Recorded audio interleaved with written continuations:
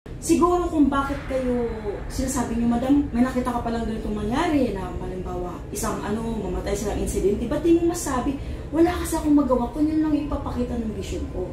Eh hindi naman po kasi talaga ako manghuhulay. Kung ano lang yung sa vision ko, yun lang po talaga ang sasabihin ko sa inyo.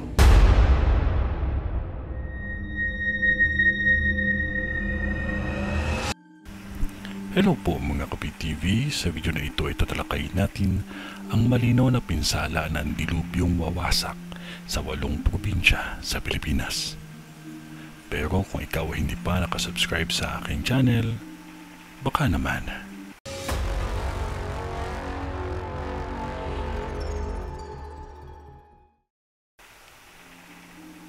Marinduque, makakaranas kayo ng lindol dyan. Medyo may kaunting kalakasan at susundan ito ng mahina at may kalakasan na. Ang Aklan ay dadanasin din ulit ng lindol. Medyo may kalakasan lang ng konti. Tarlac ay ganun din ang kanilang kakaharapin. At ang Mindoro, dadanasin nyo ang lindol ulit. Medyo nagbila lang kayo sa lindol dahil ramdam nyo ang impact nito. Batanes at Romblon, nakikita ko na magkakalindol din dyan sa mga lugar ninyo.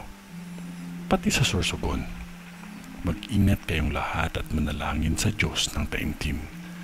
Lalo na sa mga taga-Isabela, dadanasin nyo ang lindol na magkakasunod-sunod. Nakikita ko lahat yan sa vision ko.